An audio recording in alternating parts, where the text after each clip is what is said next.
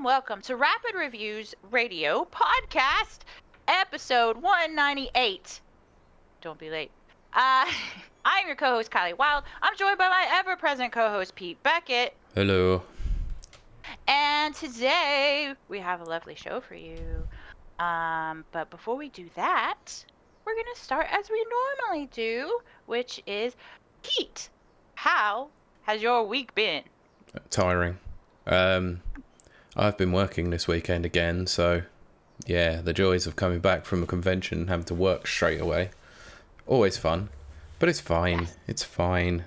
Yeah, I actually have a little bit to talk about in terms of games played. Yes, I knew you were looking forward to this part. Yeah, I was telling... It's almost like I was telling you, whilst we were at WASD. You were. Yes. Actually, you said first half of it when we were standing in line for train tickets, which was a new and exciting experience for me. Yes, it was.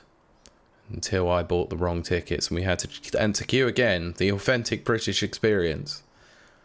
Queuing expert! Yeah, now you are. Hello, Nana! Hello. So, yeah, I'm going to talk about this. I promise this is going to be the final time I ever talk about this game. Final Fantasy VII Rebirth. Mm-hmm. No, it will be, because the game is gone. I have sold it. Oh. Right. I like what Max says. Why queue once when you can queue twice? That is correct. Yeah, I have now sold Final Fantasy VII Rebirth because I've seen the ending. Oh, yes. I say seen the ending. I didn't see it myself. I had to YouTube it. Ain't nothing wrong with that. No, so basically, I want to talk about it. So this game, and I'm going to give my final review of it. This game is the definition of a solid 6 out of 10, and that's going to annoy the crap out of a lot of people. I know. The combat is fine, but it is absolutely janky as all hell at the best of times. It goes from being far too easy to far too ridiculous at times.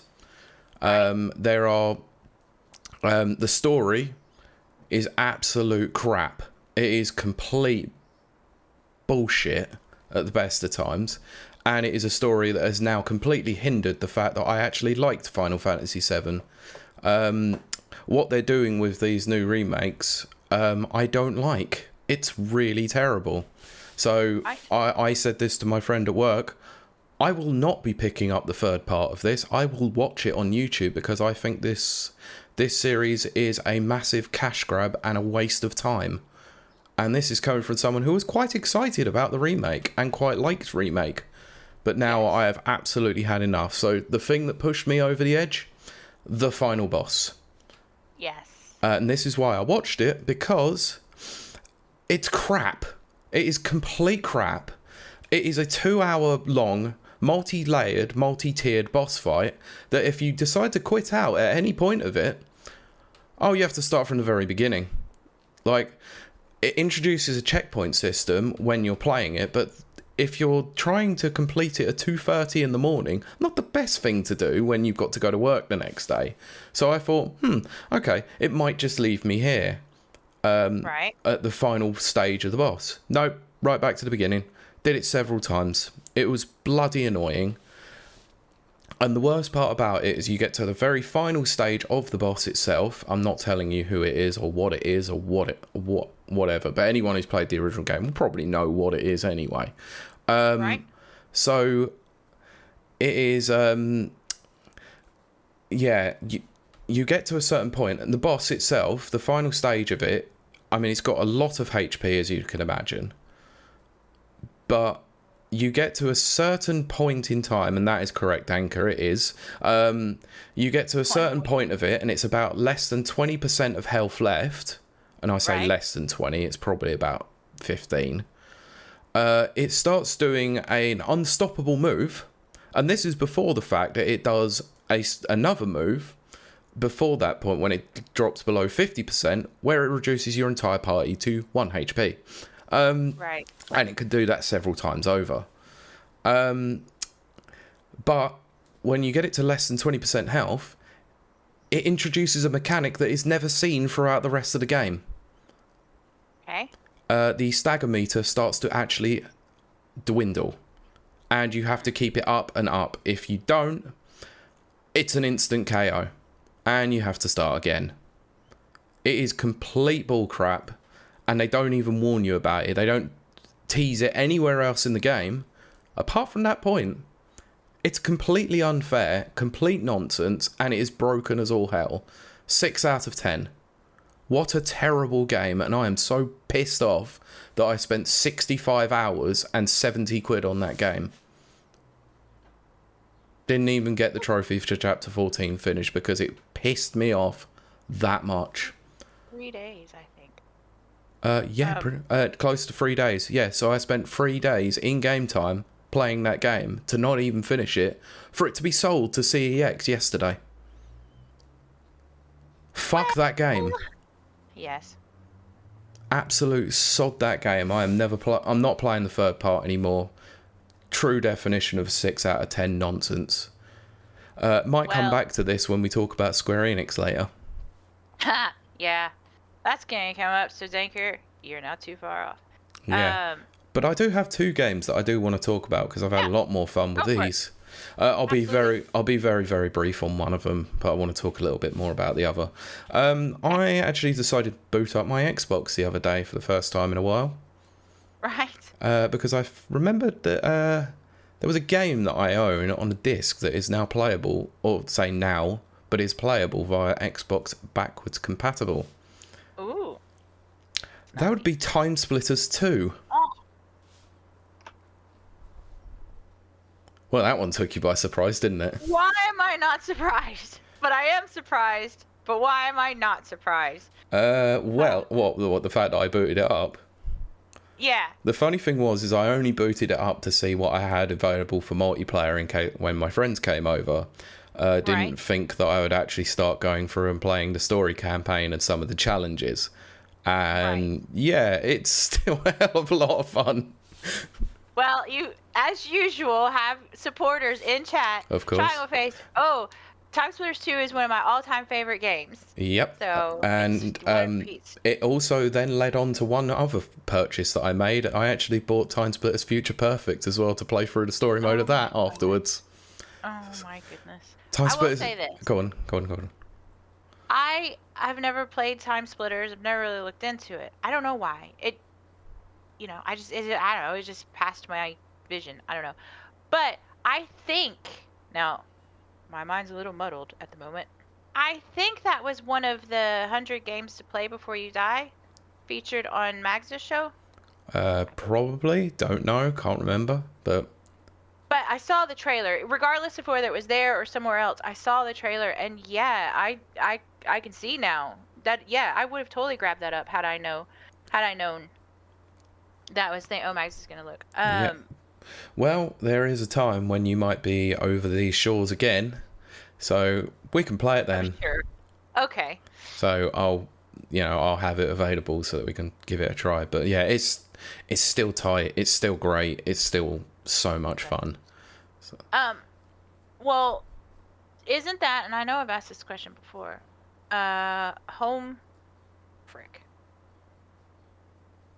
The first-person shooter game that's on rails. Homefront Revolution. Homefront. Didn't that also have Time Splitters in it? Yes, it was a fully HD remade Time Splitters 2 hidden within the code, but you have to play about 4 to 5 hours of the game to actually get to it. And I own it, but I'm not playing 4 to 5 hours of Homefront The Revolution to play it. I was going to say, oh, God, this is so stupid, but tangent time! Homefront Revolution was the first game I actually purchased that wasn't Halo 3. Brilliant. And I was so disappointed because obviously Halo 3 and loving first-person shooters and just that whole genre is like my favorite. Mm-hmm. And then I also like exploring things. So then I get Homefront, I load it up, and it's not open world. You're on rails. It's very much an on-rails shooter.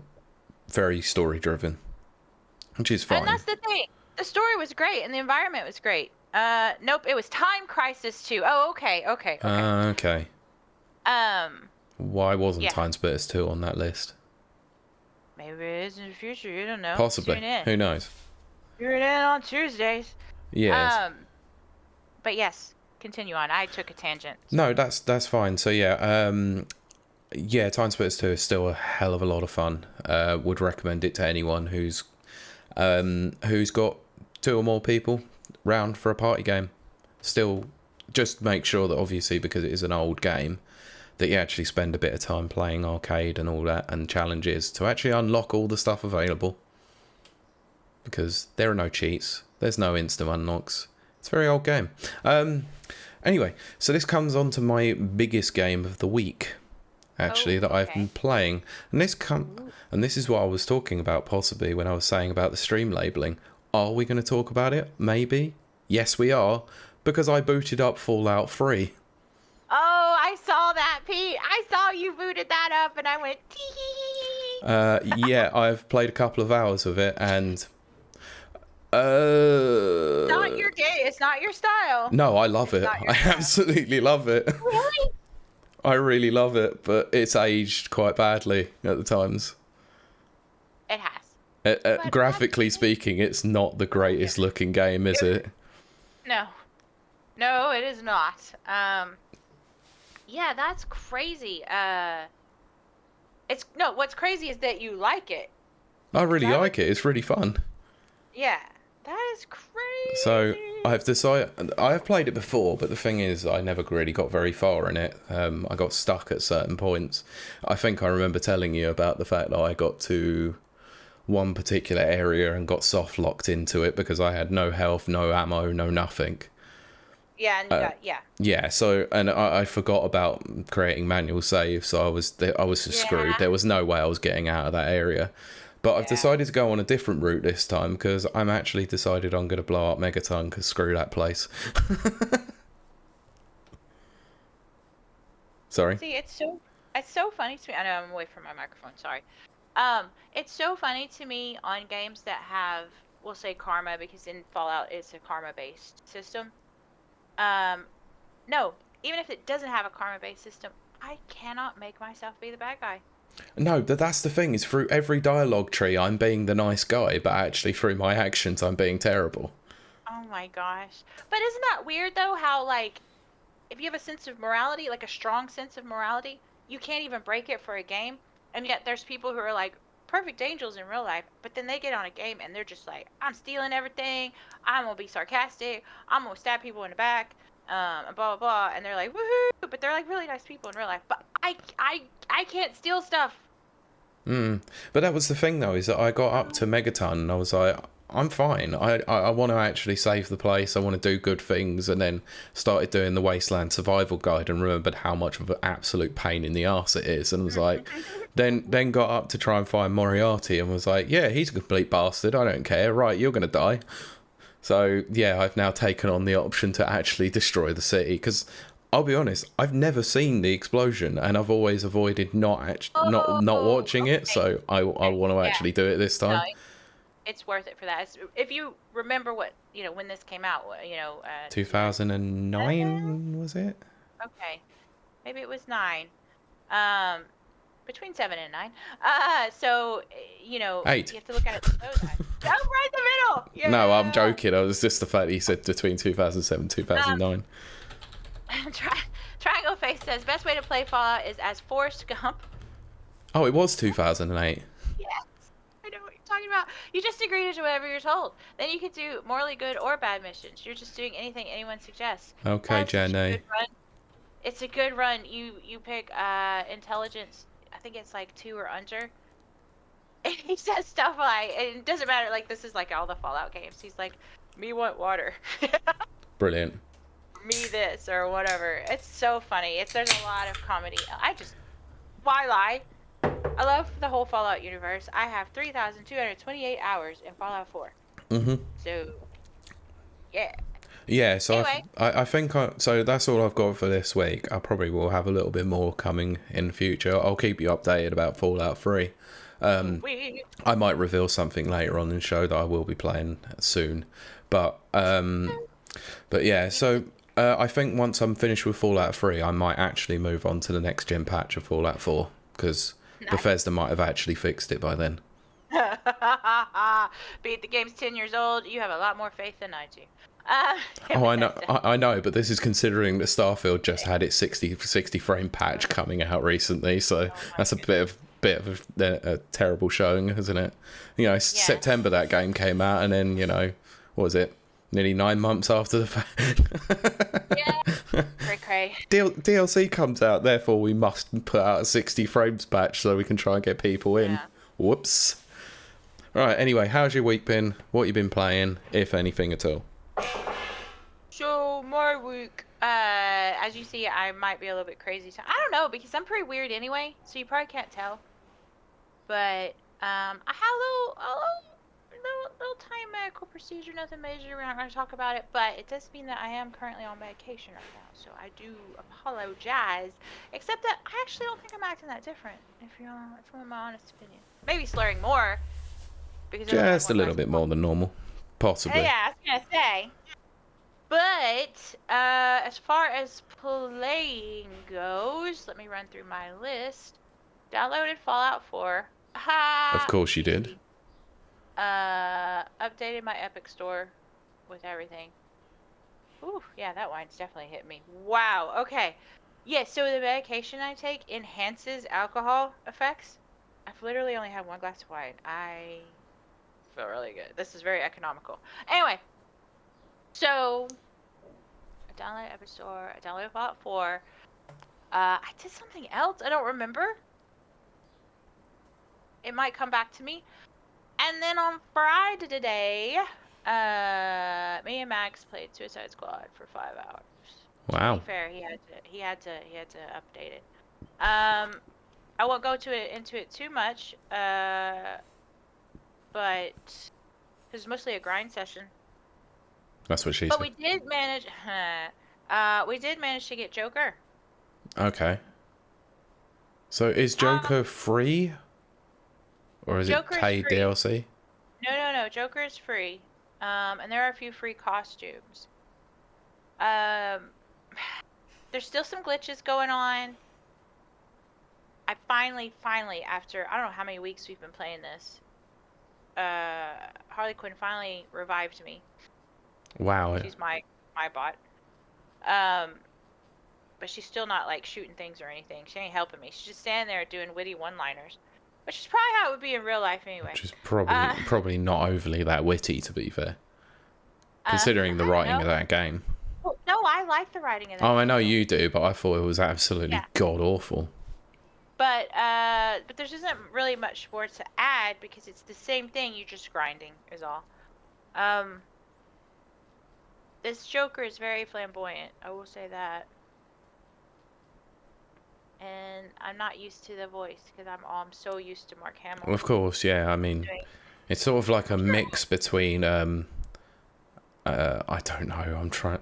It's kind of a mix between Suicide Squad, Jared Leto Joker, and what's it? The Nightmare Universe Oh, Snyder cut yeah. Leto version, isn't it?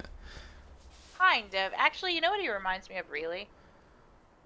I don't know a lot about Dead by Daylight. What I do know is that somebody once sent me this gif of one of the killers and was like, "Oh my gosh, Kylie, this is your boyfriend now." And I was like, "What? You don't know me?" And And it then they was. played it. It was a very flamboyant young gentleman. Uh, a Korean pop star, I think, is what Oh, okay. background is. But he's like a killer, you know. He reminds me very much of that character. So, Nana says, "Oh, so the wine hits you normally now?" Yes, now I'm drinking at the normal rate that a normal human would drink at. Yeah, But if you know because anything last about Saturday you were whiskey, like a fish. yes, well, I was drinking wine and vodka. I mean, Saturday, I mean, before you travelled home, I meant. Remember I was drinking vodka out of Ember's thing. Oh, God, yeah, you were. I forgot all about that. So, if you want to hear a at 10:45 a.m., yes, thank you.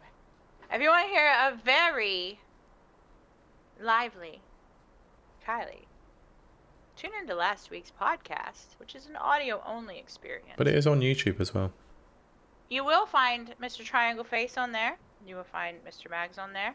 You'll find me and Pete on there, of course, and a couple of other guests. Yes. Go check it out. The reason why I'm saying go check it out is because we have to report back to the WSD folks.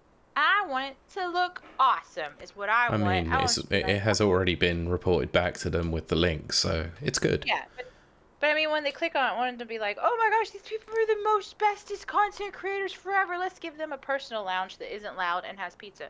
That would be amazing. Yeah, gluten-free pizza. Nana says, yeah, that was insane. Okay, wait, we do have to talk about Nana for a second, okay? And then we are going to move on. I think I pretty much addressed it in the actual recording if you haven't listened to it, but we'll go on. Okay. I might have been drinking while I was listening to it. I don't know. Poor Nana. First of all, Nana is one of our very long-time listeners and very loyal long-time mod. And I wanted Nana on the show because Nana's been on our show on several times. Yes. And so we met Nana. It was just amazing. Totally cool, chill guy. I'm just going to say quickly now, I remember saying to Kiley at one point, I said, I turned around and Nana was standing there and went, oh my God, I didn't realise you were so tall. Very tall gentleman, taller than me. Yeah, and which I'm not used to. Yes, but I was drunk. Yeah, I mean, if you remember what, do you remember Happy Gilmore when Stuart McGavin turns round about Happy Gilmore's ex-boss and he's like, well, buddy, why don't you say so? Oh my God. I was sort of like that. I was like, holy shit. But then we were very pressed for time because I had a plane to catch. And I had to get a train to catch the plane. Aha, planes, trains, automobiles. Hey, I mean, there was an automobile at the end of it. That's true. So it was really train, plane, and automobile. More about that later. Well, it should have been train, plane, and automobile, and then it would have been the right way around. Yes. Yeah, what was I saying? Oh, I wanted Nana on the show, but I was too drunk to remember to go, hey, Nana. No, awesome.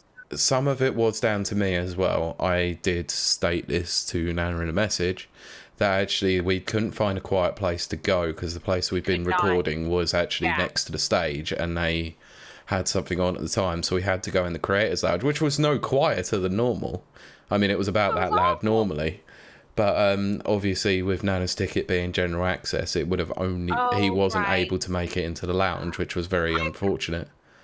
I completely forgot about that part. Yeah, so I did message to say that was the case, but I did also put it in the recording, and I did felt like I put a nice message in there to Nana and saying thank you for everything. I don't believe in walling people off. I don't believe in classes, man. We should have just brought them in there. Nobody would have told us anything.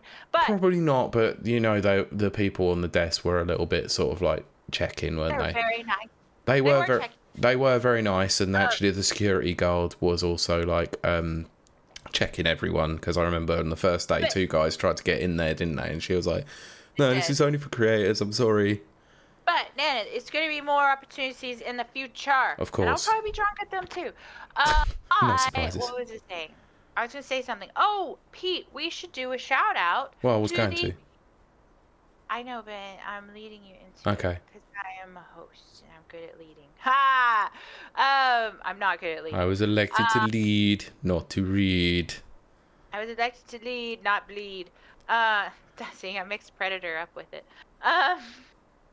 They got time to, what is it? I ain't got time to bleed, that's it.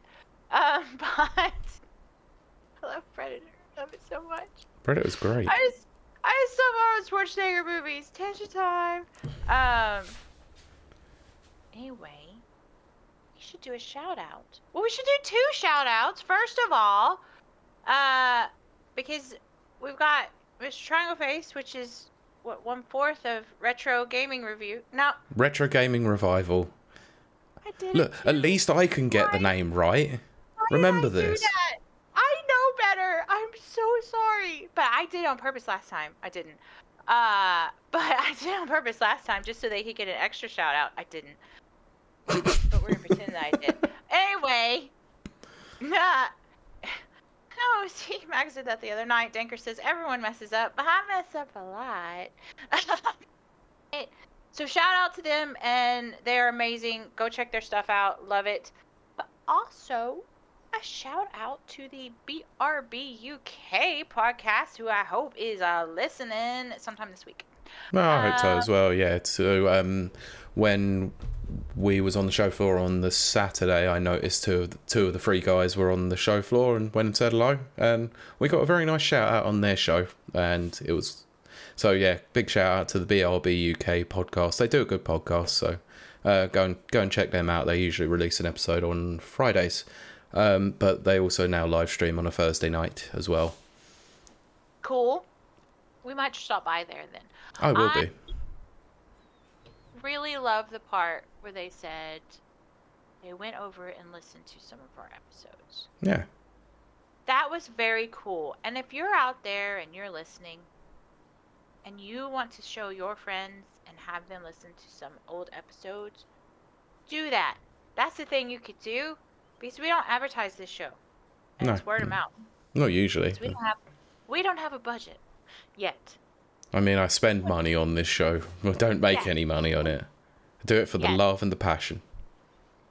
Do it for the love. Anyway, so that's cool. Ask your friends to listen. And I was going to say I'm not usually this messed up, but I am messed up. I just drink all the time. Yes. But that's half the fun. Haha. Common recurring theme of the show is that you're basically drunk most of it. I am. We should call it Drunken Video Game Reviews. I should do that. That's what I should do on my channel. Just drunken video game reviews. I'm pretty sure that is essentially the same thing as the Critical Drinker. It is. He gets on my nerves, though. Sometimes he's cool. Sometimes he gets on my nerves. So I will do one. I'll just be like, drunken game reviews. 4 vodkas out of 10. Could work. Could work. All right. We're gonna keep talking right now. We're not gonna move on just yet because there are 52 seconds. Yeah, I know, but we have to remember we're also audio based too. I know, but it's gonna goof off a little bit longer. Okay. My lighting is so bad, and I know that if you're out there listening, you're not watching, but my lighting is so bad right now. So I'm badly lit. But I am lit! Haha! So that's all that matters. Also, I didn't put any eye makeup on. So I think all you can see is 2 little brown dots staring into your soul. But I'm going to intro this next segment a little bit slower because there's 21 seconds. No, there's now 14 seconds on ads. My God. This is absolutely appalling. It's not. This is ASMR. Yeah, that's why it's appalling. Uh-huh. This is peak ASMR. Get with it. Yo, let's go. Your community is back. Thank you for joining us after the ads. No, I'm going to toss this back over to Pete, who's going to explain to you what we're going to talk about. And, I'm sure there's going to be a bunch of tangents and stuff. So, of course there will be. Yeah, we're going to do news. We haven't actually done a news episode for a fair while because last week we obviously did our WSD review, or WASD review. And, week before we obviously did Fallout. So we've got a bit of news to catch up on. But actually, I haven't done any news from the past 2 weeks because this week has been rather busy for news. It's been a bit strange. It's always strange. Yeah, so let's start off with this. So if you're listening to this, you'll be able to find the links in the show notes for all the articles and the sources that we've used for this one. So we'll start off with the news that from Eurogamer. Square Enix abandons $112 million or million pounds of in-development projects in an effort to improve quality. So I'll just read some of the articles. So Square Enix has abandoned a number of in-development projects, resulting in a $22.1 billion yen or £112 million loss for the financial year. The The news was shared today in a notification of recognition of extraordinary losses to shareholders, detailing a decision made back in March, as the company reviewed its consolidation forecast for the fiscal year ending March 2024. These content abandonment... This is really bad, because I'm trying to read the article and all I see is you waving your hands around like an absolute I idiot. was doing a crotch chop. And Yes, I'm fully aware of it, X-Puck. You meant to calm your shit. This thing was cool, man. Anyway, yeah. D-Generation X haven't been cool for about 20 years. That's when I was cool, man. 20 years ago. Do you know 20 years ago, I was still an adult. I wasn't. You were never an adult. No, it's true. Exactly. These content abandonment losses, as they're in air quotes, are part of Square Enix's president Takahashi Kiryu's streamlining of the company's output of games, with the intention of being more selective and focused in the allocation of development resources.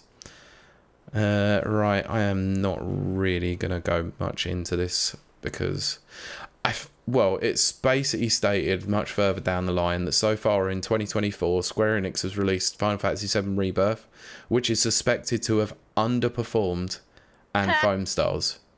Because does anyone remember Foam Stars even launched? Because Mags had community night. I couldn't join in because I didn't have, PlayStation's there. I didn't join in. But it was fun to watch people squirt each other with foam. Of course. And get nice and wet. Yes, but I think this comes off the back of, I think it was 67% down on sales from Remake for Rebirth. So it's severely underperformed. Yeah, that is not good. Yeah, I'm just going to... Go on, Karen. No, I don't want to do spoilers. But I agree with Dinker. Anyway, I don't want to do spoilers, but since I know kind of what happened in Rebirth or whatever, one of the most pivotal, important scenes in development of my adolescence and crying at video games doesn't happen the right way. It doesn't happen the way you expect it to happen, but it kind of happens, but kind of not, and it's what an absolute joke it was. I don't really want to talk about it because it was absolutely horrendous how they did it. Yeah, well, Danker says, wow, my mouth went to say porn stars. I did not. That wasn't even like me making a joke. My mouth really went to form the words porn stars. Foam Stars. Maybe that's what you should call this episode. Foam Stars shut down by February 2025. Who wants to take bets now? And then Max says, now it's not free. I give it 6 months. I'm going to put a $5 on it by Feb 2025. I got 5 on it. Flipping heck. A D-Generation X reference and a Return of the Mac. Or whatever it is. Pete. I'm old. Jesus Christ. Anyway, I'm ancient. I'll read this comment from Nana. It says, but then this is them just cancelling smaller projects that haven't been announced. Square basically said that they want to focus on making AAA games, which I think translates to wanting to give the smaller stuff a bit more money. Yeah, it does make sense, but the fact that their AAA budgets have gone on to these large projects and even they have failed to meet expectations. Yeah, because Final Fantasy VII Rebirth is trash. Danker says, this is going to need a content warning. Do you mean the game, Danker? No, this whole episode is a content warning. Let's call it that. We'll call it content warning. Yeah, and then it I'll, probably will. Cuss and do spicy things. I mean, who knows what might happen in the future. But anyway, let's not talk about Square Enix. I just brought that up because I was talking about Rebirth earlier. Yeah. Let's move on to Microsoft. This is what I use. It has capsaicin in it and it makes your lips explode. It's called duck lips. Yay! Content! I'm a makeup content creator. I Tangent time. Anyway, Pete, continue on. Coming from Please. Windows Waiting Central, on you. Microsoft has officially revealed its June 2024 Xbox Games Showcase, revealed by, or followed by, redacted reveal. But let's be honest, everyone kind of knows this might be Call of Duty.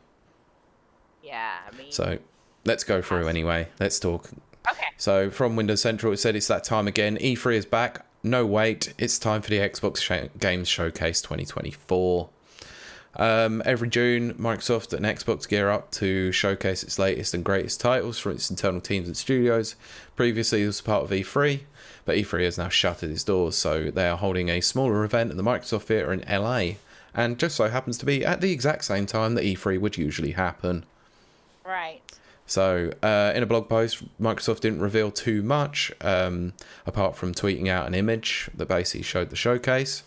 But they did announce the statement on a statement. So today we announced that this year's game showcase will take place on June 9th at 10 a.m. PT. So that will be 6 p.m. GMT or BST. Sorry. Wait. We're going to do a live reaction. I want to talk to you about that because we'll talk. Like our double feature last year with Starfield Direct, immediately following the showcase, we'll be airing a special deep dive into the next installment of a beloved franchise. We can't say much, so for now we'll call it Xbox Showcase, followed by Redacted Direct. Yeah, it's gonna be COD. Well, it could be.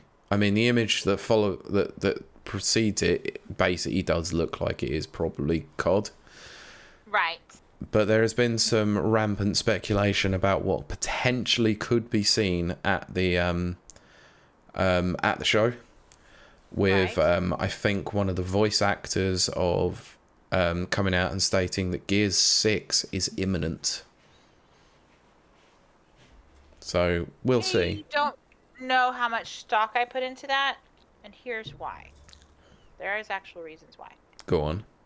When we were all, and I say we, I mean me, were anticipating the release of Fallout 4, counting it down. There was a website that had a countdown number, by the way. Mm-hmm. Countdown timer, sorry. I watched it religiously. Refreshed it. It's a timer. Why did I refresh it? I don't know. I can't tell time anyway. But the voice actor in Fallout 3 that did Three Dog. I don't know if you've heard him yet, Pete. Not yet. He's the DJ in Fallout 3. He came on and said, "Oh, I've done some voice work for Fallout 4. It's gonna be great. It's amazing. Blah blah blah." Then Bethesda came out and said, "He lying. He ain't done nothing," which is not true. He did do something, and there is no Fallout 4. So I'm always a little bit wary of when voice actors come forward because they have to sign, what is it? NDAs. Thank you. I was like, NODs? No, that's not it. NDAs. So I'm not 100% gonna say because a voice actor said it, that means it's so. Does that make sense? Yeah, I get what you mean. Yeah. But I do think it is. No, I mean, I don't think, sorry. Alcohol brain. I don't think it's Gears of War 6. I don't think Gears of War 6 is even imminent. Or on the horizon. But I do think it will be COD, yes. I mean, I didn't mean specifically the showcase after the Microsoft one. I just meant that it could be that Gear 6 is shown at some point or revealed at some point. Remember, Pete, and I know we had a third co-host at the time, but remember when The Rock showed up and we were all three convinced it was going to be Gears of War and it was a frickin' sports drink? Yes. Yeah. Okay, well, let's get into it then, because let's see what we think might be shown at the showcase apart from the new COD, because Nana put in rumour is that it's Black Ops 5 as the new Call of Duty, which would make a lot of sense to me. It does make a lot of sense. I will go on a COD tangent in the future, but all I want is Bad Company 1 and 2. Oh, Triangle face. He says, I'm gonna have to shoot you. I'm gonna have to shoot you. I I'm mean, gonna there's no have to need for shoot now. violence. Catch you later. Yes, and remember, go check out their podcast. Retro Gaming Revival. Yeah, but it's YouTube It's on and podcast, YouTube. right? YouTube. Okay. Yes. Do that because those guys are amazing. So worth it. Yep. And also, they guest star on our show. Anyone who guest stars on our show is top notch. Yes. Um, We'll make sure that we but have them on again in the future as well. All 4 of them. yeah. Yes. Oh my gosh, that would be so much work for me. Doesn't matter. You can sit back and chill and It'd be drink. great. I love it. I love it. More the merrier is what I say. Yes. Um, Max says, finally see Everwild and State of Decay 3. I do think we'll see State of Decay 3. It's time. State of Decay 3 was probably likely. I don't know if Everwild will be there. Right. Considering the amount of development that probably went into Sea of Thieves, they're probably a little bit further off than they actually think they are. And considering the last time that we spoke about Everwild was when they said that they didn't even know what the concept of the game was. They've probably figured that out, but it's probably not ready to be shown. That was insane to me. Yeah, I think, if anything, the more likely option that we're going to get is we're going to get a lot more about Avowed and a proper lot. If they haven't already revealed the release date, then we're definitely getting a release date for that. So divided about Avowed. Because isn't Avowed Oblivion? Not Oblivion. Obsidian. Obsidian.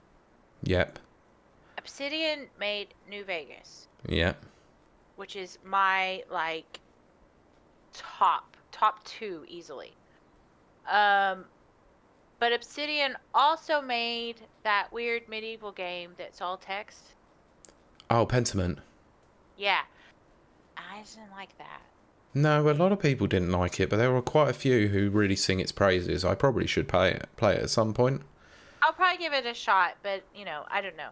So, and then obviously Obsidian did Outer Worlds. Which leads me on to my next point. I actually think Outer Worlds 2 might actually be properly shown. I did that on purpose. I kind of hope so, because here's my thing with Outer Worlds. I'm going to go on a little tangent. Outer Worlds. I am very divided about that because the writing is very similar to New Vegas. I love the humor. I love the companions, fully fleshed out stories. I didn't have a favorite companion, whereas on New Vegas I have absolute favorite companions, who I love and adore and protect at all times. But the humor is still there. The spirit is still there. I don't think graphically Outer Worlds was very good. I do not think that their DLC was very good, because I know they're trying to make a statement. Like capitalism is bad. Mm-hmm. The problem is that gets muddled because it's too much. They throw too much at you. So having said that, and also, as I said, the graphics are not great. It's so behind. It is so behind. It's like at Xbone level of graphics. My fingers are crossed. I hope Outer Worlds 2 comes out, and I hope it's amazing. It strikes me as odd that, like, I still go back to New Vegas. I still play it. And yes, I've said this before. I've played it like 10 times, and I've played the same exact companions, the same exact playthrough. Outer Worlds, I've not gone back to at all. No, I'm surprised by that, considering that you quite liked the game. Well, and then don't forget, I said this on the show where we talked about Outer Worlds. I know Bethesda / Oblivion. I did it Obsidian. Obsidian. I know their formula. So I knew going in, I knew exactly the skills to put in and everything. I breezed through the game, and I got one of the toughest endings you can get, which to me is like the best ending. Yep. I remember someone else was playing it at the same time, and they were just like, how did you get that? And I was like, I know the formula. It's the same formula they've used on Fallout 3, the same formula they used on New Vegas. It's the same formula they used on Fallout 4.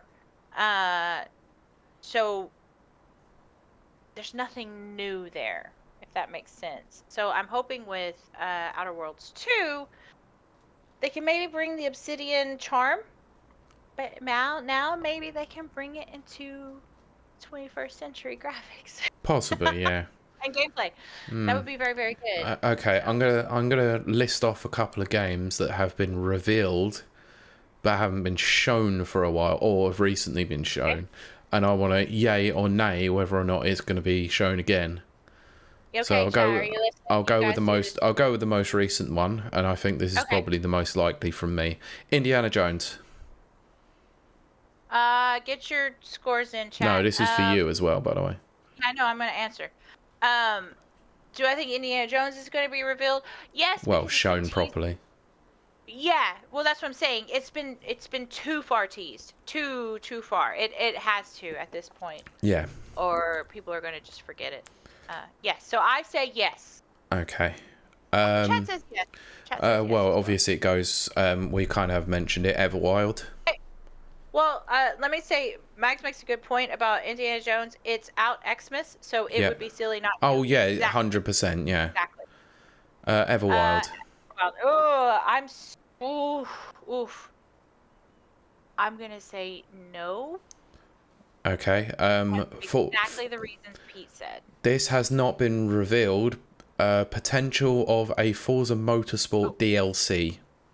Also, Max says yes to Everwild. Yes.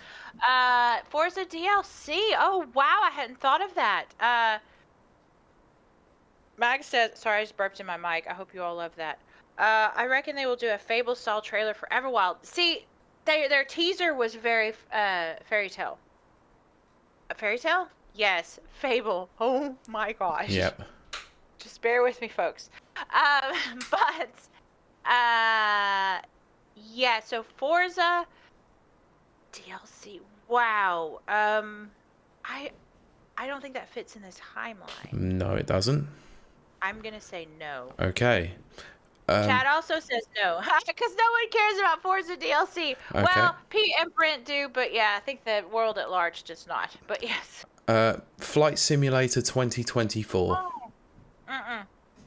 No, I'm gonna say no because they'll do a special direct just for that. Okay. That's my theory. Wait, let's see what Chad says. I think we mentioned it. Gear 6. Max says no, it will be out by then. When is it out? Simulator. I don't know because I didn't look. Or shadow dropped. Yeah. They will definitely do a shadow drop. They always do. They're definitely going to do a shadow drop. Gears of War 6. Oh, was supposed to be out summer for MS Flight Sim. Okay. Now that I didn't know. So it might not be out at that time, but it could be shadow dropped for about that time. Yeah, because they will do a shadow drop. We know this. Mm-hmm. Microsoft always does a shadow drop. Danger says they may tease DLC content for it, and then Nana says Horizon DLC or Motorsport. Well, I'm getting to that. Oh, okay. But you said Gears of War, correct? Yeah. I didn't. Okay, am I drunk in haze? I didn't mishear that. I'm very divided about that. I think, you know what I think they'll do? I think they'll do what Sony did with God of War 2, which was a JPEG and a date. Remember that, Pete? Yes, I do. We talked about that for ages. Mm-hmm. I think we'll get that sort of level of teaser, and that's what it'll be. It'll be a teaser. It won't be a trailer. That's my theory. Fine. Yeah. Next up, they haven't spoken about it, but is it possible? Forza Horizon 6. Oh gosh, no. I'm gonna say no. I think you're right. I actually 100% think you're right there as well, because it leads me on to my next one then. Okay, well, give Chad a second. Danker says Gears remastered, maybe not 6. They will. Okay, you know what? I'm on board with what Danker just said. I mean, considering they've already done the ultimate version of Gears of War, I don't think it's likely. Maybe, but I'm still going to say that I could lean toward Gears remastered. Max says no the year after for that. Yeah, I agree with you. Well, they want to go Forza Motorsport first. Yes, 100%. Okay. I mean, they put so much money into that game. Okay. You know, and they still want to get as much as they can. Sorry, Pete. Okay. Next up, do we see Toys for Bob's new project? Oh gosh, I forgot about Toys for Bob. Are they indie now? Yes, they are, but they signed a publishing deal with Microsoft for their next Oh, right. game. Maybe a teaser. Okay. Maybe a teaser. Because they need to keep that interest level. Okay. Well, then, the two elusive games. Do we finally see Fable? Whoa! Guys, how long ago was that teaser? Couple of years That now. was 3 years? We did it here on the show. Fable is one of my favorite series. Not maybe the bottom five, like number 5 of my favorite series. But Yes, Molyneux he isn't is. even working on this game. Yeah, I know, but I am going to agree with Mags on that. Oh, he is. He's Yeah, he's a over promising twat. Um, twat. twat. I can't say it like you I British people know. say I it. know. You say tacos. Anyway, that's a tangent. Tangent, Actually, tacos, and I twat. actually do not say tacos. I say tacos. Mm. And I The had them first time I today, heard so that, sod off. oh man, I want tacos. The first time I heard a British person say it was Shrek 3 when Fairy Godmother's in there. Mm. And she says that I'd like an order of tacos, and I was like, "What are you saying?" Anyway, that was a tangent. So Max says, "Tacos, anyone?"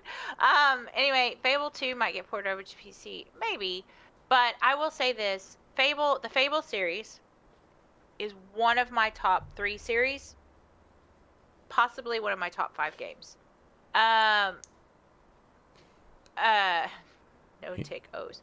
But tick O's. Oh my gosh. But that teaser showed us nothing. It showed us a frog with wings, if I remember correctly. It showed us a fairy and a frog eating a Maybe that fairy. was it. Yeah. That's how long it's been. We did a Anyway. reveal here on the show, a live reaction. Yeah, but they have had a trailer since. But it's not even a real trailer. No, I know it's not. It was terrible and it got meme to It hell. was. Yeah. I think here I want to talk about Fallout. Frickin' heck. Fable. Fable could bring Xbox back around, if you know what I mean. Like, it's an amazing series. It's solid. I know they have different creators this time. It's a whole different Yeah, which is devs why and we're publishers. not getting Forza Horizon, because it's oh god, Yeah. who is it the name of the company that We made? talked about that. We literally talked about that. I can't remember. Oh, If anyone in chat Turn remembers. 10, is it? Turn 10 are the ones who do Forza No. Motorsport. They're the ones who publish it.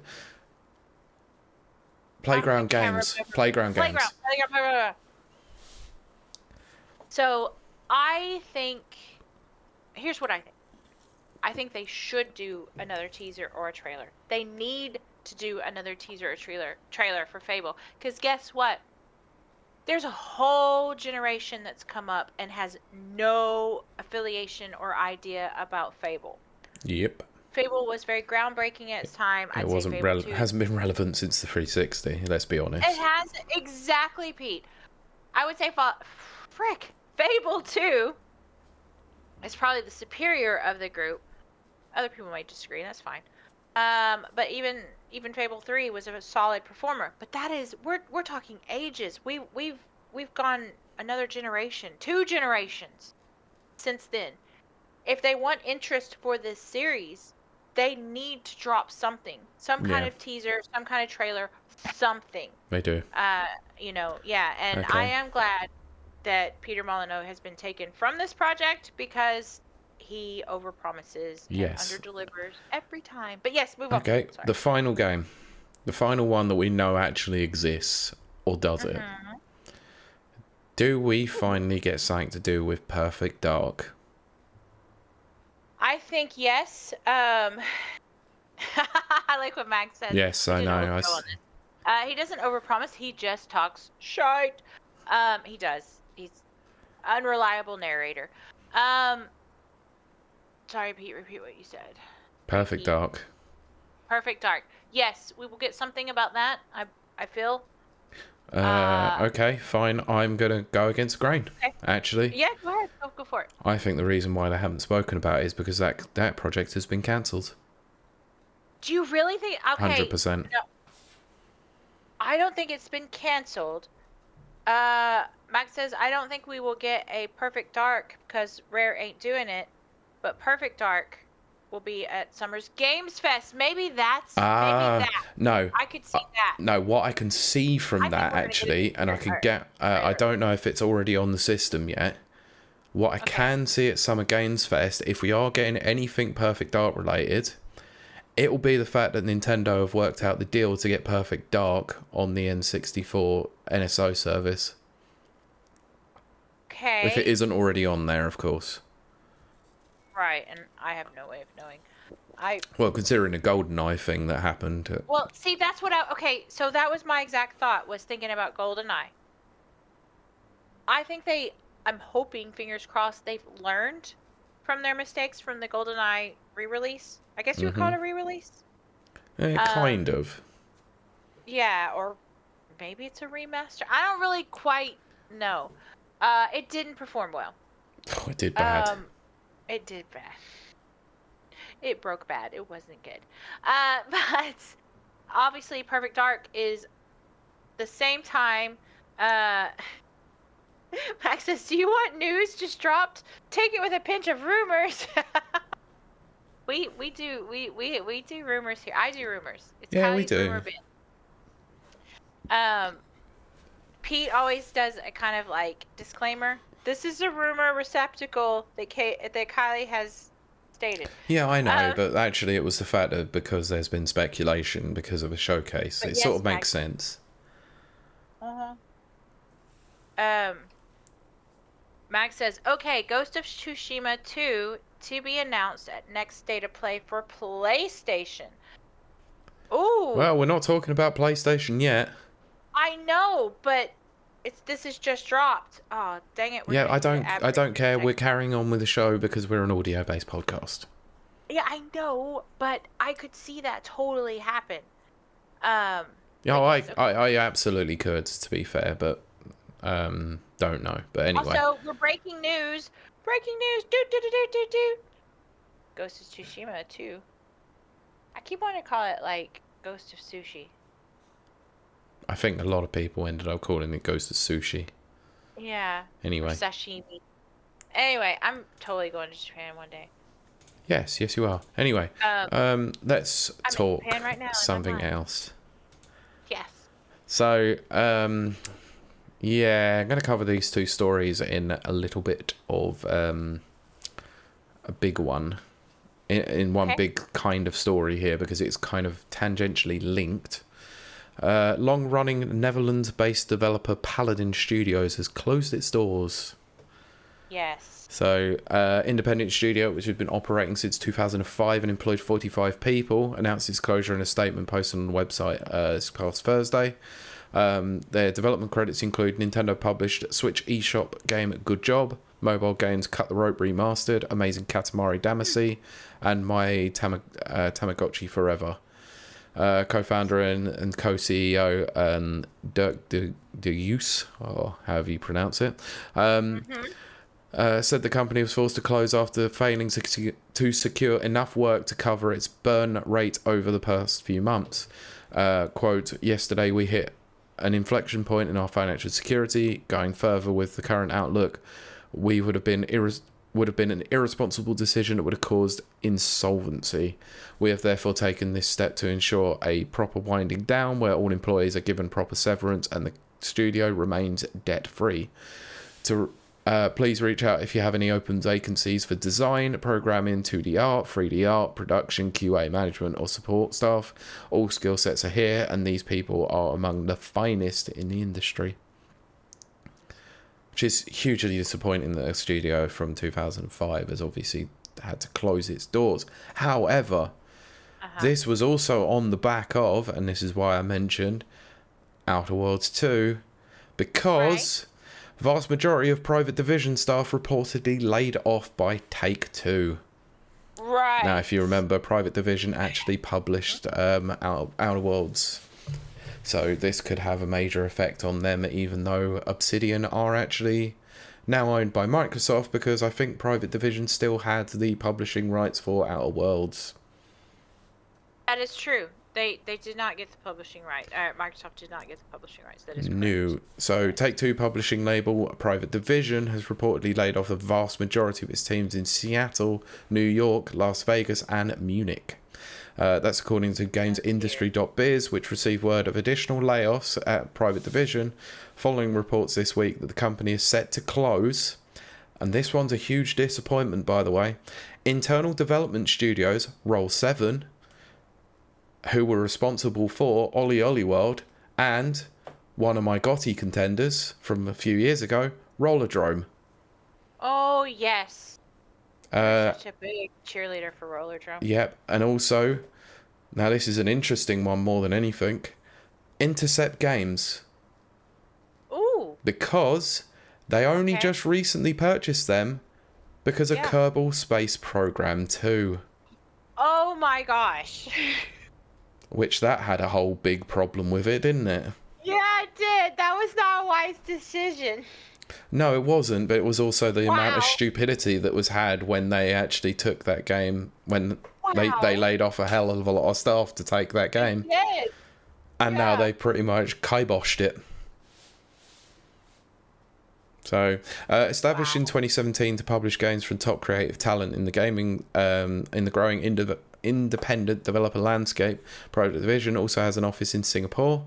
It published titles including Panchi Digital's games Ancestors: The Humankind Odyssey, Obsidian's The Outer Worlds, Piccolo Studios' After Us, Daigute Fabrique's Salt Sea Chronicles, and Evening Star's Penny's Big Breakaway. So that's the most recent. That's quite a recent game as well. It is. Apparently, it's got a lot of buzz around it. Did quite well, I hear. Well, in terms of reviews, I think. So, Private Division also recently launched Moon Studios' No Rest for the Wicked in early access and plans to release Vetter's Workshop's Tales of the Shire later this year. Announced last May that it signed a new new action adventure IP from Pokemon studio Game Freak, codename Project Bloom, and was expected to release during Take-Two's fiscal year ending in March 2026. Last month, Take-Two said to lay off 5% of its workforce to around 600 people as part of cost-cutting measures that would result in the cancellation of unnamed game projects. Commenting on reports of the studio's closure and layoffs this week, Take-Two spokesman said on April 16th, Take-Two announced a cost reduction program to identify efficiencies across the business to enhance company's margin profile while still investing for growth. The usual, as we would go on to hear from several people. Right. So another really, really terrible week in the games industry for developers, QA testers, and all the lot. So, Pete, do you think we're heading, or are we in, and just in denial, heading to a video game crash? No, we are not heading towards a crash. We are heading towards a AAA implosion, let's say. And I think we might already be there with massive burgeoning development costs in the AAA sector. People are maybe not as interested in willing to spend £70 on or $70 on games anymore when there is a constant ask for recurring monetary value. Right. Because your games do not cost £70 anymore. They cost about $120 because of DLC, microtransactions, that's a good season passes, and everything as such. What we are seeing, and this is something that we're seeing within Hollywood as well, is that the independents are now, and the indie games are starting to hold more prevalence and a lot more weight because people are more interested in taking games from smaller independent studios and actually are interested in playing them more. Just look at WASD. That was the busiest show that I've seen for a long time, and everyone was flocking towards all those indie games and absolutely loving them. Say something though. Let's do a little tangent. Tangent time on WASD. Yep. Specifically, the Blade game, that fighting game that you. Oh, Die by the Blade. The trailer looks nothing like the game. I know, it's very strange, isn't it? Yep. Oh, hello, Jack Tendo. He's redeemed a glass of wine. Hello, Jack Tendo. Nice to see you last weekend, by the way. Yes, we got to see him, his lovely family. Absolutely lovely family. Ah, darling and cute all I'm the way. surprised that he's managed to tear himself away from the ocean. Oh, goodness. True. Good point. And see, I gotta say, I mean, we're on a tangent anyway, and it's about WASD. I really enjoyed WSD. I don't think WSD? WASD. I'm hoping you can tell from our last week's podcast, but I absolutely had a hell of a time. I love meeting people and making connections, and that was just. Jackson says men can multitask. Fair point. Well, I can't. So there you Yeah, go. You're already fair proud of point. me. But yeah, no, I absolutely enjoyed WASD. I cannot wait for future endeavors. Yes, I can't either, but yeah. Yeah, it's just... I think I said everything I need to say on the last episode of WASD. For you, Jack.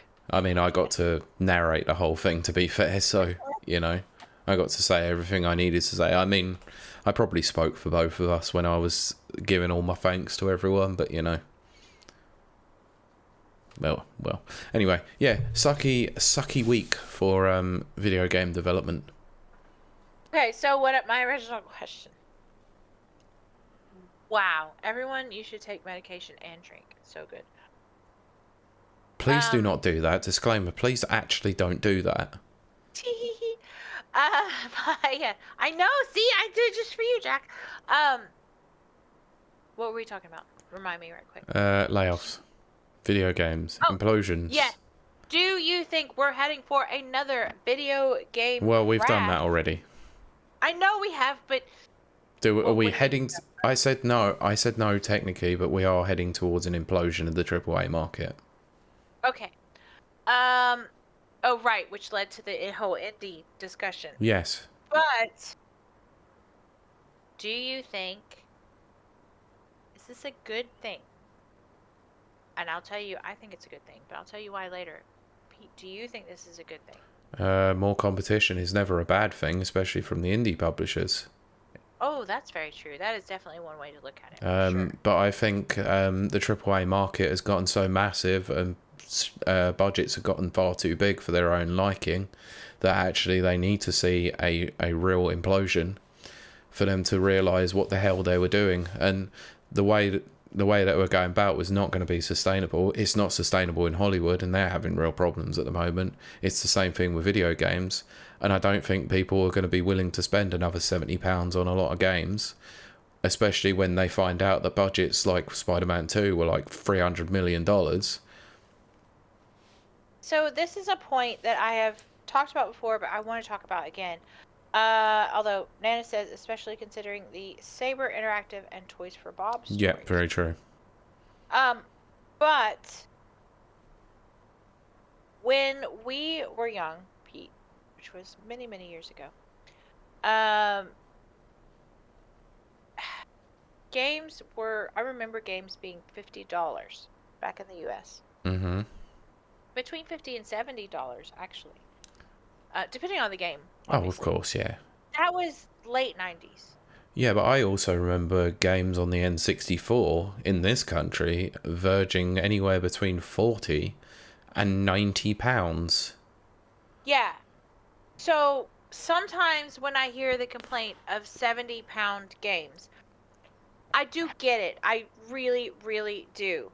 Ooh, very cool. Thank you so much. Yeah, thanks, Jack. Posted, an awesome link. Well, I say awesome, but you know what I mean. Well, it's a link to keep up to date with all the layoffs. Yeah, it's informative. We'll say that. So yeah, if you want to catch us out on a Rapid Review, twitch.tv/Rapid Reviews. You can come check it out yourself. Yeah, I forgot my point, Pete. No surprises there. Hey, cost of games.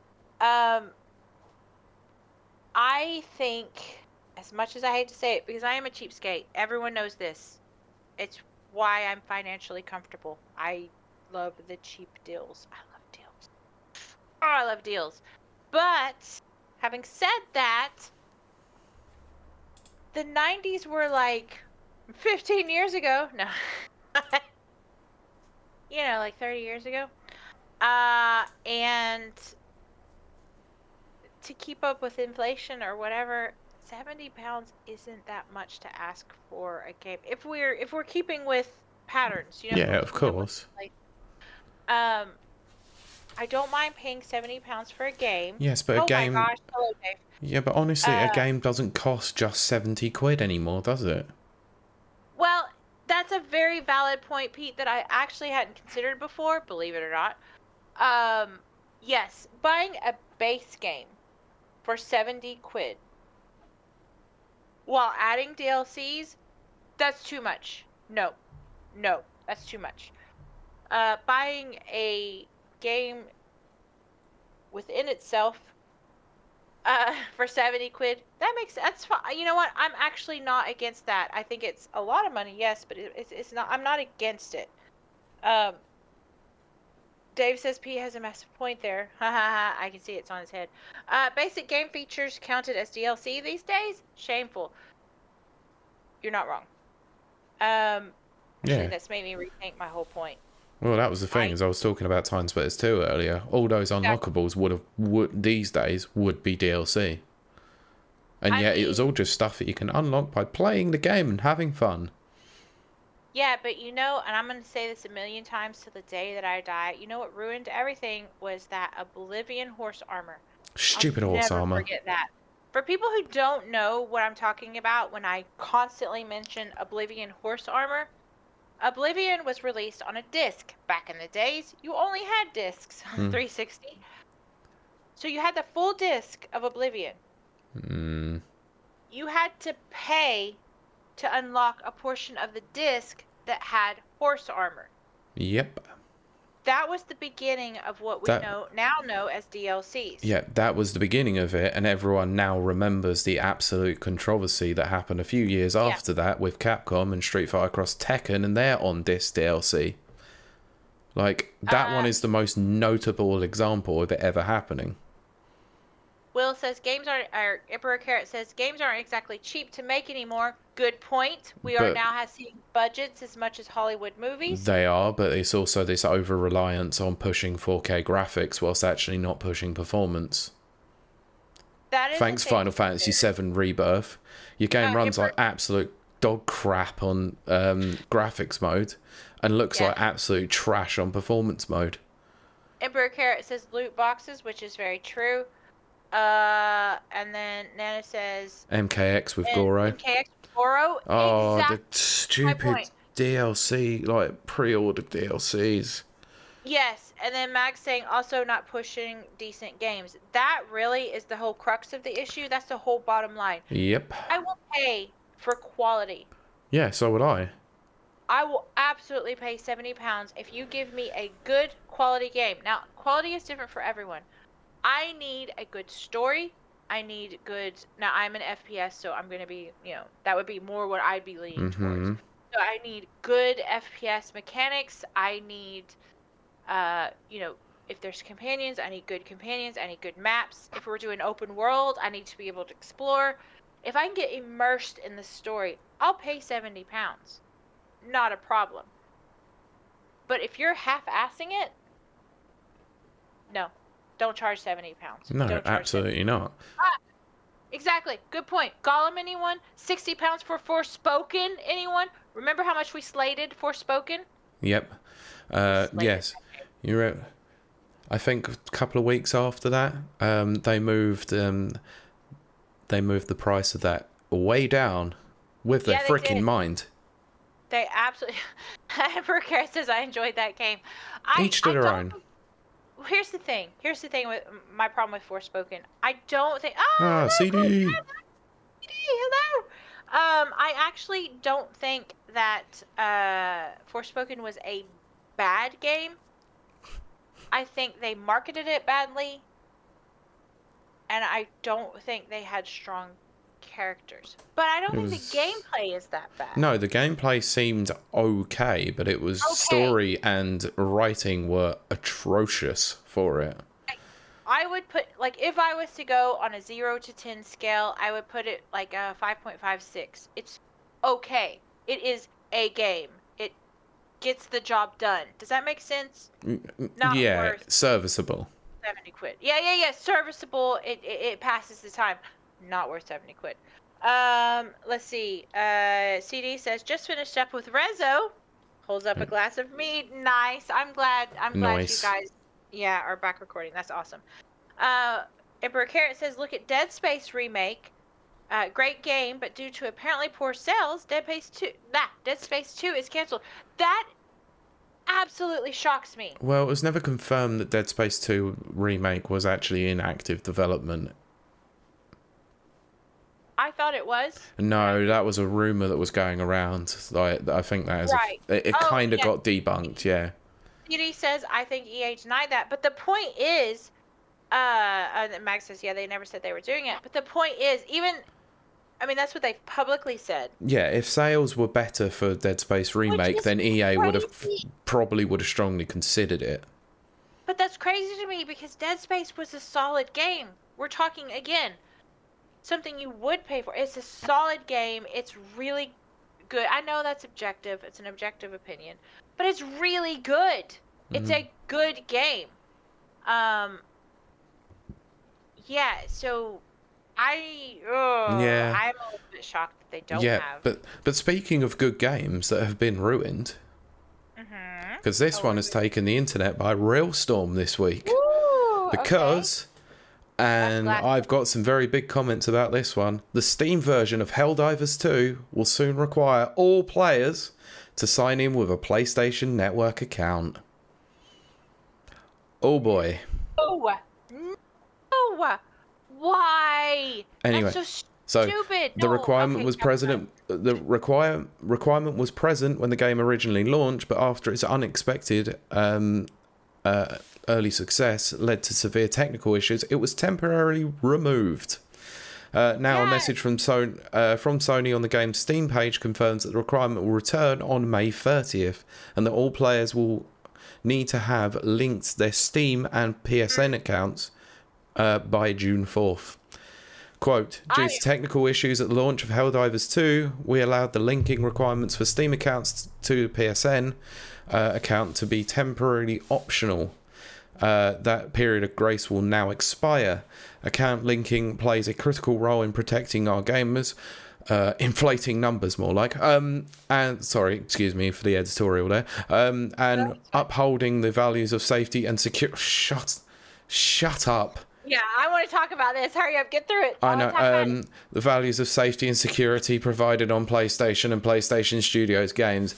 This is our main way to protect players from griefing and abuse by enabling the banning of players that engage in that type of behaviour. It also allows these players that have been banned the right to appeal. As of May 6, all new Helldivers 2 players on Steam will be required to connect their Steam account to PlayStation Network. Nope. Current players on Steam will start to see the mandatory login from May 30th and will be required to have linked a Steam and PlayStation Network account by June 4th. PlayStation Network accounts are free and easy to sign up using the link. Oh my gosh. We understand that while this may be inconvenient to some of you, this step will help us to continue to build a community that we are proud to be a part of. Don't care what I say about this.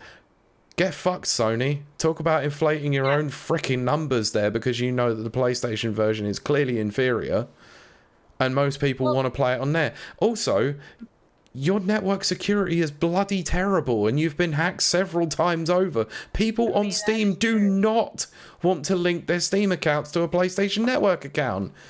This is the most asinine freaking thing that I have seen in a long time. And believe you me, Sony keep doing really stupid things at the moment. Yes, they do. We have the emails to prove that. But I think this is dumb for several reasons, but I'm going to tell you why, and chat is popping off. Helldivers 2, has been lauded as the great cross-platform game that's uniting, gamers across all platforms, except that it's not available on Xbox yet. No, there is rumours going around that there is a potential for that to happen. Right. Yes, and I do think it will happen. But yeah, exactly. Mag says PlayStation for the players, not any effing more. Lol. That flies in the face of everything that Helldivers has almost the doors that has opened the Mm-hmm. last few months. I often joke that like everyone thought that Helldivers 2 was going to be my ideal game, and maybe it is. I still haven't played it. It's really Um, fun. I should. I know I should. But everyone kind of lauded it as, "Oh, this is Kylie's game. It's gonna be great." Um, but I will play it. But the thing that stands out the most was how it brought gamers together. Um, and then Emperor Carrot says it's Helldivers 2, a PlayStation Studio game. Yeah, It was published which by PlayStation Studios rather than actually developed by them. It's not first party technically, but they have the publishing rights. okay, I get that. But how long? The last 2 months at least have people been going on and on about Helldivers 2 being the great uniter. And they're just waiting for the Xbox release. And then everyone's going to cross play and it's going to be amazing. For PlayStation to do this, to lock people off, I I don't, but I've never understood or Sony's logic. We've talked about this so much. What's his face? Um Jim Ryan. Lion Jim Ryan himself. He's never made sense to me. No, but he's gone now anyway. I know he's gone, but I'm just saying that Sony has a history of not making logical sense. This decision makes zero logical sense to me. Because, yeah, I happen to have a PSN account because I have a PlayStation 4. If I didn't, I would absolutely not, zero, make an account just to play Helldivers 2. No, the fact of the matter is I have a PlayStation account because I've got a PS5, but the reason why I decided to buy it on Steam was because I am not paying for PSN. Screw off. Yeah. Like, there was a reason their service was not good value for money. Now, Yes. what I worry about is them linking the accounts, is that they're going to find a way to turn this on and say, even PC players will have to pay to play online on this game, which I worry about.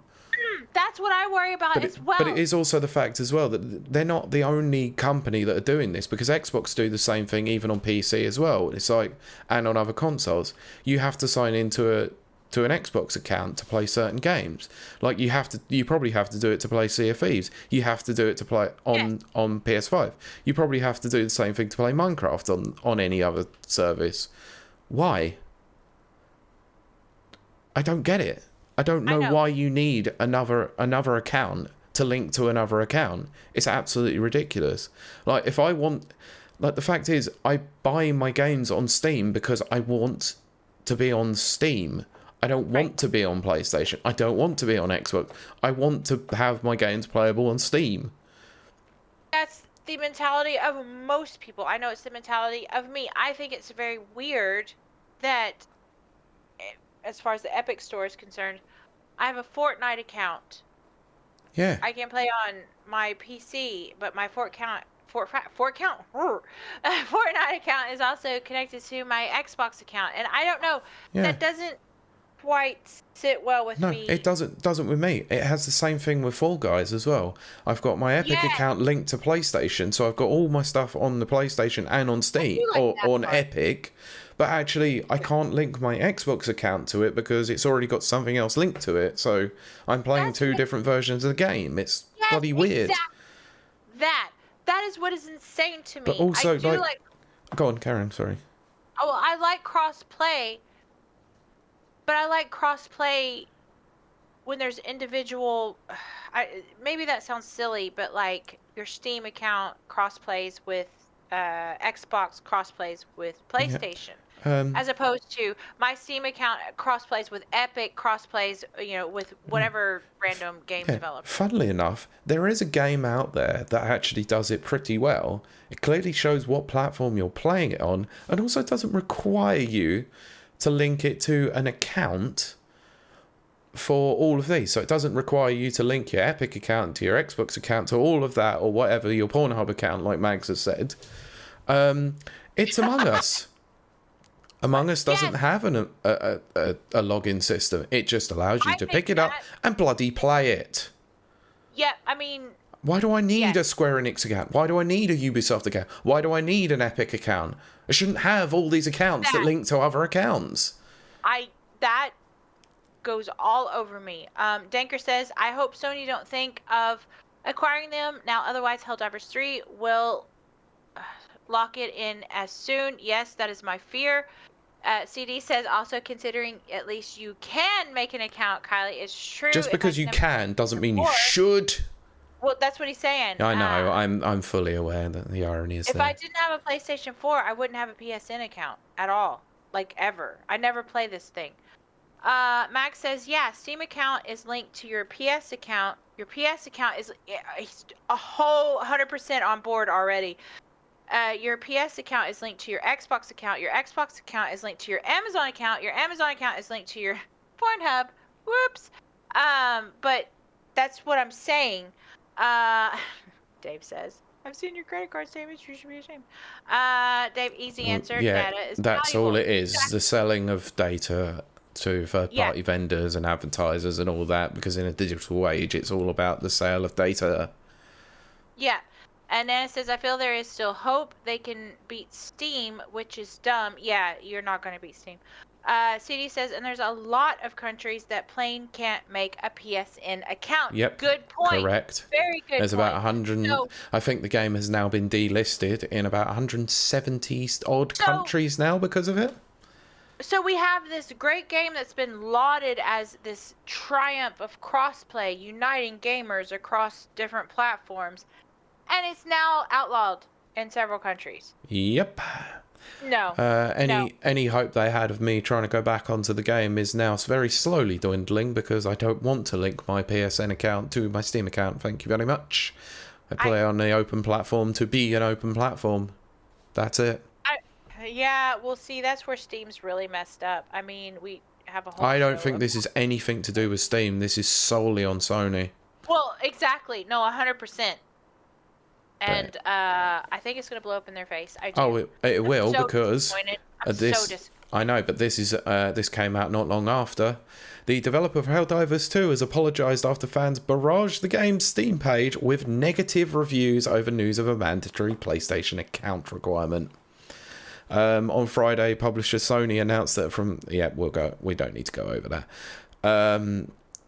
So at the time of publication, Helldivers 2 had hit over 100,000 negative reviews on Steam in less than 48 hours, which accounts for a third of its user reviews to date. Holy crap! So anyway, the review bombing triggered a response from developer Arrowhead, whose CEO Johan Pulst, where he apologised on Twitter. Still not calling it X. You can sod off Elon Musk.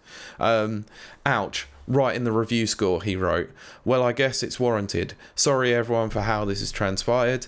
I hope we all make it up and regain the trust by providing a continued great game experience. I just want to make great games.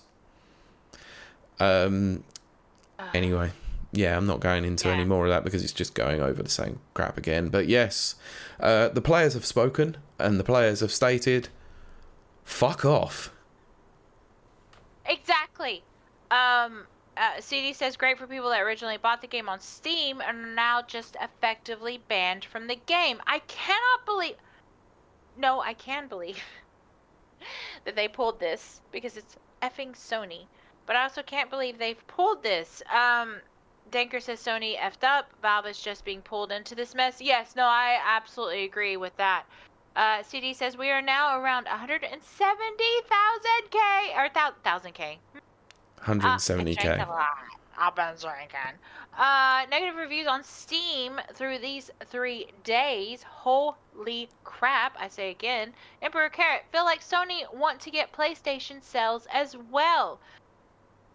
That's not wrong. That's no, but they also would have the metrics for the games, obviously sales on Steam and also the player numbers and recurring player counts on Steam. So it shouldn't matter either way. They would still get the metrics. or they saw that there are a substantial more amount of Steam players.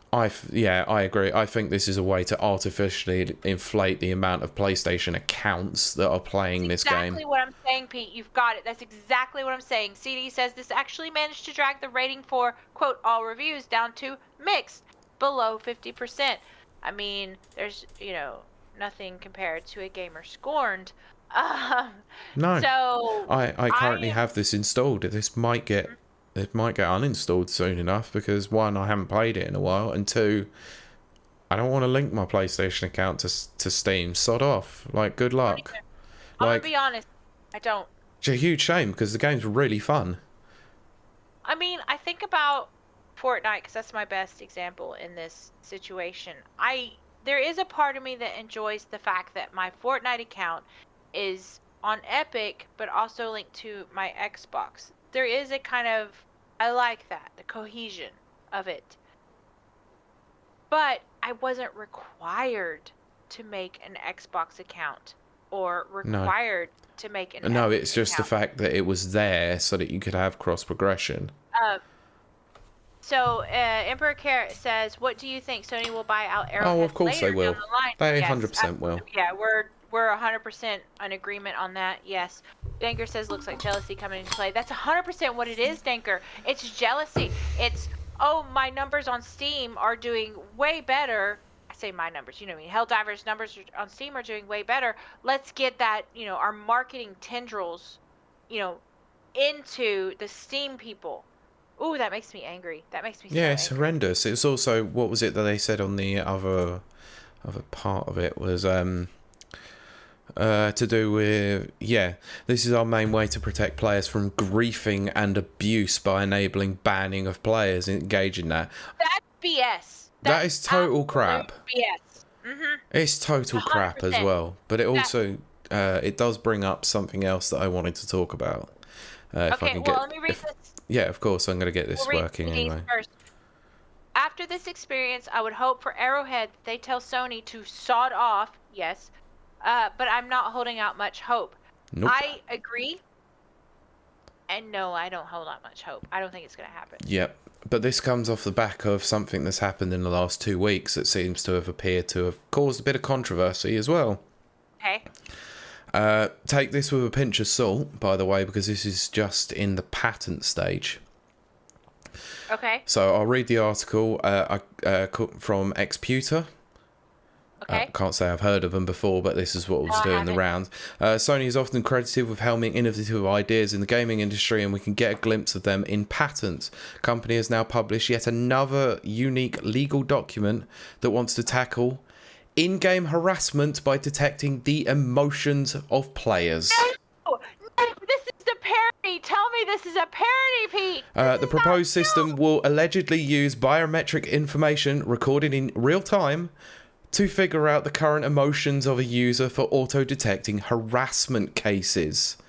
The patent, dubbed Harassment Detection Apparatus and Method, will actively record the in-game emotional data of users to see how they behave with each other. Sony could detect when a player is harassed due to their rising heartbeat and other similar emotional changes. The publisher would use that info to take appropriate action and quell the issue without making the victim go through manual steps. As per the patent, Sony would relocate the victim in the game to be away from the harasser or vice versa. Additionally, it would also cut off communication between both parties to protect the victim from further harassment. We can expect the publisher to punish the perpetrator by banning them entirely. The patent argues that the current protocols to deal with the in-game harassment are lacking. Right now, the widely used method requires the victim to report the incident to the moderator. However, many often don't bother reporting the perpetrators. Therefore, they might continue harassing other players and feel more comfortable due to the lack of repercussions. So auto-detecting harassment may also quell this issue. Take a second and agree with chat. It's Sword Art Online in real life, which is insane. This is weird, but Black Mirror CD says, "Oh, I know some appropriate action to take regarding Sony." Yes. Are you effing kidding, Pete? No, I wish I was. See, and I mean that seriously. We have reached a level of insanity now. Absolutely ridiculous. What? Like, okay. I've been on. Sorry, we're about to get ads. I apologize, but I'll try to draw this out. I have been playing multiplayer online stuff for decades. I'm Yep. very old. I'm also a female who's been playing it for decades. I'm very old. So, having said that, okay, I've witnessed a lot of my own harassment. Fine, whatever. But to think that there's some AI, I guess AI is the best way to describe It would it. be an AI tool, probably. Yeah. Heartbeat rate or sweat production or whatever. That's not right, because I'm an anxious person. When I'm playing, let's say, multiplayer Halo 3, I am sweating, I am nervous, I am There you just, go. There you go. There you what's go. that? No, you. What you've just Oh, said. me. Yeah. So I would be banned automatically just because I'm in a high stakes battle. Thank you. Yep, high pressure, high clutch situation. Say I'm playing Street Fighter 6 or a fighting game Exactly. that is a high pressure situation in a tournament, and I'm going to get banned because my heart rate's running a bit high. Or I'm just going to put it in the stupidest way possible. Go You're for it. in an in-game lobby. The mood strikes. You have a little moment to yourself, and your heart rate rises a bit. You're going to get banned for having a Tommy. No, I hate this. Will says, Sony, do you have a system already implemented where you can report? I saw this. Report voice chats and the transcript to Sony for griefing concerns. Yeah. I saw that. CD says, and we all know that Sony is real great with their systems. Exactly. Which is what I said earlier, which is absolutely ridiculous. Yeah. Nana says Sony needs to Shuhei Yoshida at the wheel. Stat. He's the only one I can think of to fix these issues. This is literally the definition. I'm going to straw this out because we are in ads, and our wonderful chat is very engaged in this particular topic. But I am actually quite viscerally angry, Pete. I know, I could tell. That's why I just read the story, to make you angrier and angrier as we went on. You did. You made me angry, Pete. Are you happy with yourself? Well, I got an actual passionate reaction out of you for once. I mean, like, let's wait 30 seconds because I'm about to go off. Oh, I know, but yeah, I heard about this, and I'm actually going to shout out the podcast that I did hear this from. This was from the Side Scrollers podcast that I heard this from, which it's a pretty good one. But Jesus Christ, when I heard about this, I went, what the hell is this? And they actually brought it up, and I actually have to agree. Do you remember the bully hunters? Don't remember the bully hunters. Oh, go and look into. I know, go and look into the bully hunters. It's hilarious. It was an absolute joke of a thing that happened a few years ago. But yeah, but carry on. I am absolutely raging at this because it's almost thought crime. It's in a way, it's thought crime if you think about it. I did think about it, therefore I am now a criminal. But I mean, seriously, the idea that they're taking your heart rate to mean that you're some kind of harasser. I'm sorry, my heart rate's always going to be high. Especially in a multiplayer or any given, game situation. I'm absolutely irate about this. This makes no logical sense to me. They would be utterly stupid if they ever think about implementing this. And yes, Lord Carrot says, what if you have a medical condition? Exactly. emperor now. But yes, what if you have a medical Emperor condition? carrot, Or sorry. what if you're just me and you're highly anxious all the time? My heart rate runs at 118 normally, which is ridiculously high if you're wondering. That Um, is a bit high. it is very high because I'm a constant up person. Um, the idea that I could be kicked or banned for life, by the way, Yeah, not just banned for a small amount of time. Life.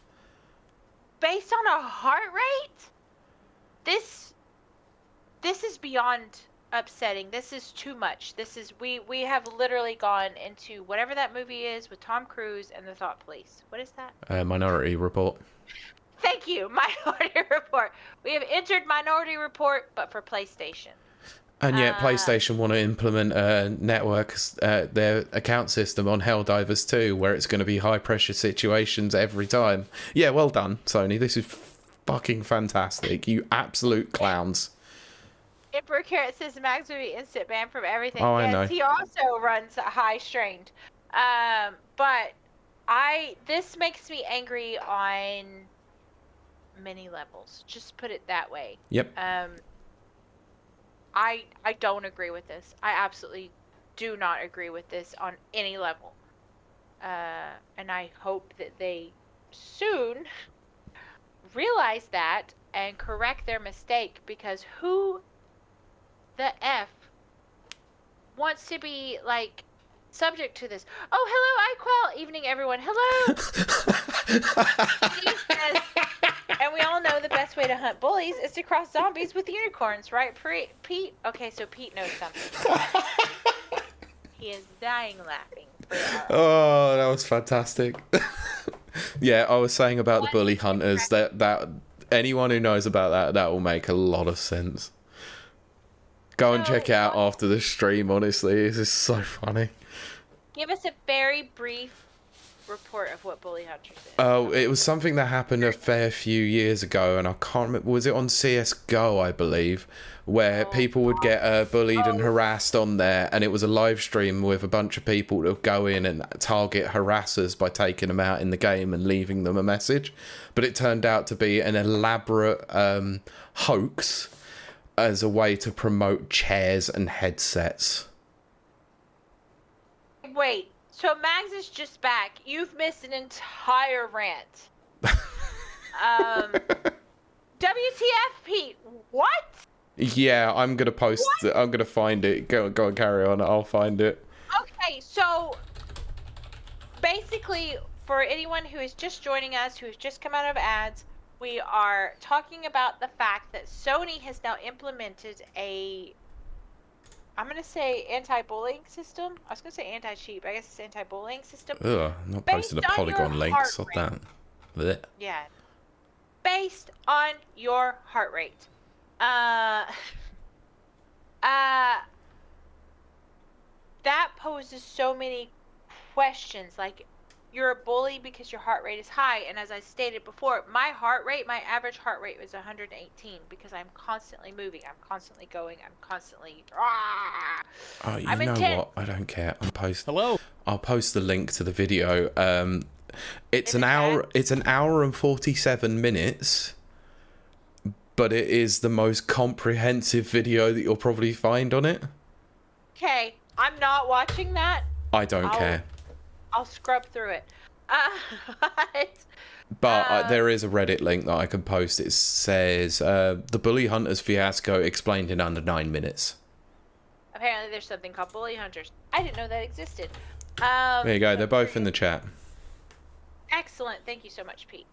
But the idea, I want to come back to this because I'm absolutely floored by this. Poor chat. They're in there with us. I'd rather see us go to the loo. Very good. That's very good.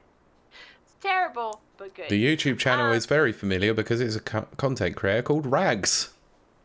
Oh my goodness. I prefer Mags.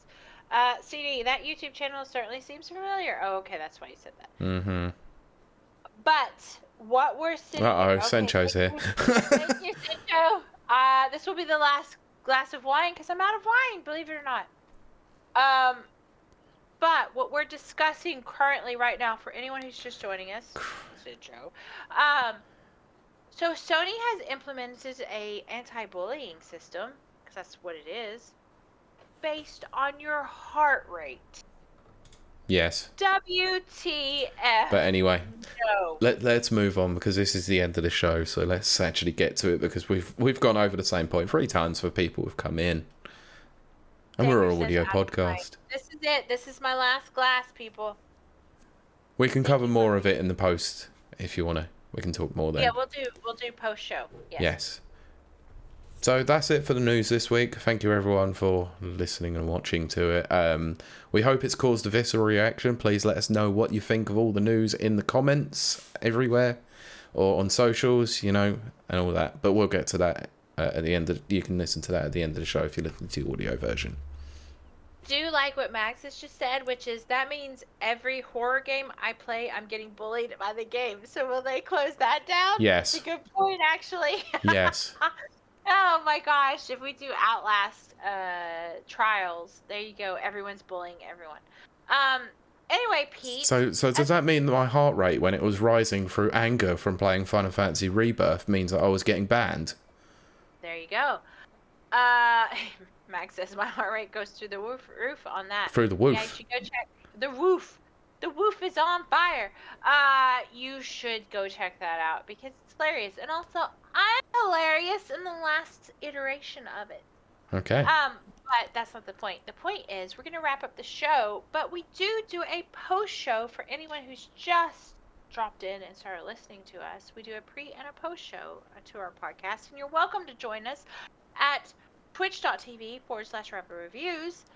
You get to interact with us. You can run polls. You can insult us if you want. Well, I don't know why you would, but if you want. Yeah, luckily we're not on PSN because we're not getting banned for that. That's a good point, Pete. So you can bully us because you won't be banned. Not true. Sod off. I'm getting the bully hunters on you.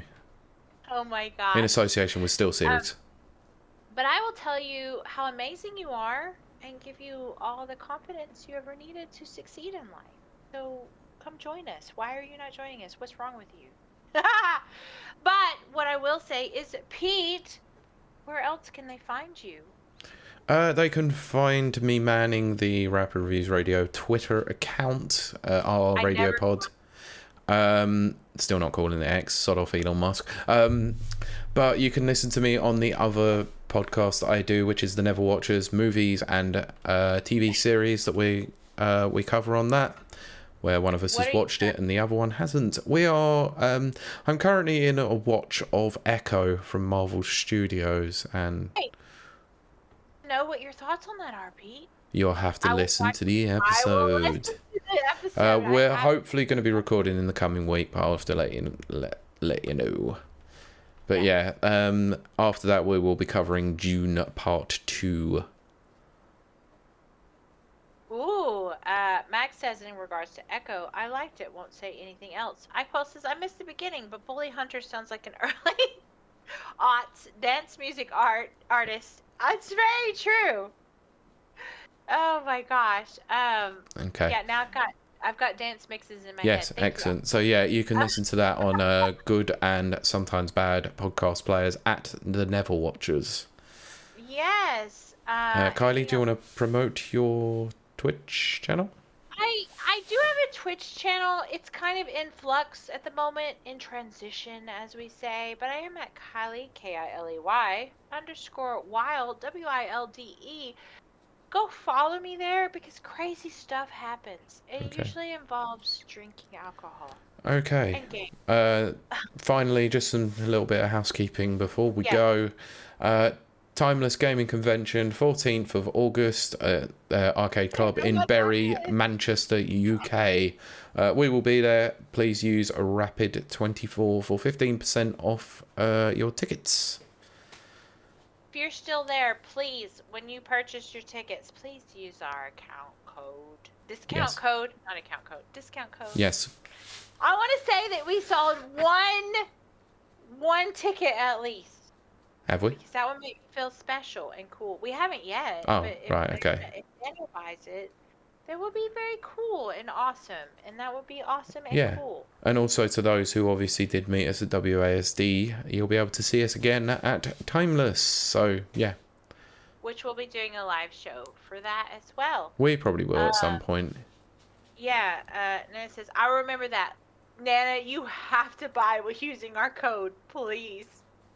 Please! Oh God, we better finish this off. We better finish now because Kylie got to the begging stage of drunk. That's true. What is it? The 7 stages of drunk and 7 stages of grief. I thought it was 5 stages of grief, but hey. Well, there's a new adapted version. So there you go. There's a little lesson for everyone to take home with them. Cool. But yes, I guess we're gonna wrap this portion up. But do stick around if you're in our Twitch chat because we're gonna do a post show. It won't be very long, but it'll be cool. I think that's gonna do it for us. So I will see you. No, we will see you and talk to you next week. Bye. Bye. Thank you for listening to this episode of the Rapid Reviews Radio podcast. You can find the podcast on Anchor FM, Spotify, Apple Podcasts, and various other podcast platforms. You can also find the video version by searching Rapid Reviews on YouTube and watch the podcast recording live on Twitch at twitch.tv/rapidreviews at 7:30pm UK time every Sunday.